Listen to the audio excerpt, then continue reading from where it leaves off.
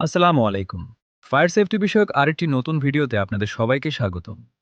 আজকের ভিডিওতে আমরা জানব রাইজার বা স্ট্যান্ড পাইপ সিস্টেম স্থাপনের 12টি গুরুত্বপূর্ণ নিয়ম।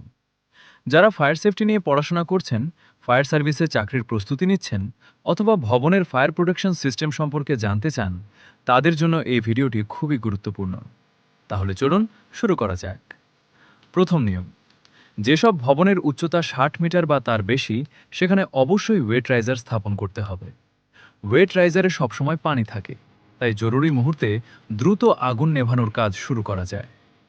দ্বিতীয় নিয়ম, যদি ভবন অনেক বেশি উঁচু হয়, তাহলে উপরের তলাগুলোতে পর্যাপ্ত পানির চাপ বজায় রাখতে মধ্যবর্তী কোনো তলা বা নির্ধারিত স্থানে বুস্টার পাম্প স্থাপন করতে হবে। এটি পানির প্রেসার ঠিক রাখতে সাহায্য করে। তৃতীয় নিয়ম, যেসব ভবনের উচ্চতা 18 মিটারের বেশি কিন্তু 60 মিটারের কম, সেখানে সাধারণত ড্রাই রাইজার স্থাপন করা হয়। এই সিস্টেমে সবসময় পানি থাকে না। অগ্নিকাণ্ডের সময় ফায়ার সার্ভিস বাইরে থেকে পানি সরবরাহ করে। চতুর্থ নিয়ম, প্রত্যেক স্ট্যান্ড পাইপ সিস্টেমে অবশ্যই ফায়ার ডিপার্টমেন্ট কানেকশন বা এফডিসি থাকতে হবে। এর মাধ্যমে ফায়ার সার্ভিস সরাসরি সিস্টেমে পানি সরবরাহ করতে পারে।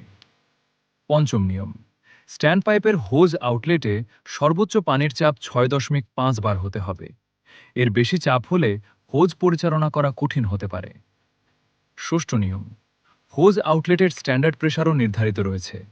2.5 ইঞ্চি আউটলেটে 3 বার এবং 1.5 ইঞ্চি আউটলেটে 2 বার চাপ বজায় রাখতে হবে। সপ্তম নিয়ম, স্ট্যান্ড পাইপ এমনভাবে স্থাপন করতে হবে যাতে ভবনের প্রতিটি তলায় সমানভাবে প্রয়োজনীয় পানির চাপ পাওয়া যায়। কোনো তলায় যেন চাপ কম না হয়, সেদিকে বিশেষ গুরুত্ব দিতে হবে। অষ্টম নিয়ম, পানির ডিসচার্জ ক্ষমতার ক্ষেত্রেও নির্দিষ্ট মান রয়েছে। প্রথম, স্ট্যান্ড পাইপের জন্য প্রতি মিনিটে কমপক্ষে 1900 লিটার এবং প্রতিটি অতিরিক্ত স্ট্যান্ড পাইপের জন্য কমপক্ষে 1000 লিটার প্রতি মিনিট পানি সরবরাহের সক্ষমতা থাকতে হবে। নবম নিয়ম, একটি প্রধান পাইপলাইন থেকে সর্বোচ্চ 8টি স্ট্যান্ড পাইপ সংযুক্ত করা যাবে। এর বেশি সংযোগ দিলে সিস্টেমের কার্যকারিতা কমে যেতে পারে।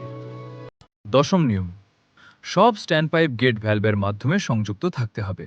এতে প্রয়োজন অনুযায়ী নির্দিষ্ট অংশের পানি সরবরাহ সহজেই নিয়ন্ত্রণ করা যায়। একাদশ নিয়ম, স্ট্যান্ড পাইপ অবশ্যই নন কম্বাস্টিবল এনক্লোজারের ভেতর দিয়ে স্থাপন করতে হবে। পাশাপাশি এমনভাবে স্থাপন করতে হবে যাতে ভবনের দূরবর্তী এলাকাও সহজে কভার করা যায়। দ্বাদশ নিয়ম, প্রত্যেক হোজ আউটলেটে প্রেশার রিডিউসিং ভ্যালভ বা পিআরভি থাকতে হবে।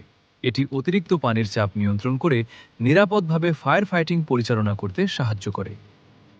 দর্শক বন্ধুরা, এই ছিল রাইজার বা স্ট্যান্ড পাইপ সিস্টেম স্থাপনের 12টি গুরুত্বপূর্ণ নিয়ম। এই নিয়মগুলো জানা শুধু পরীক্ষার জন্য নয়, বাস্তব জীবনে নিরাপদ ভবন নির্মাণ এবং অগ্নি নিরাপত্তা নিশ্চিত করার জন্য অত্যন্ত গুরুত্বপূর্ণ।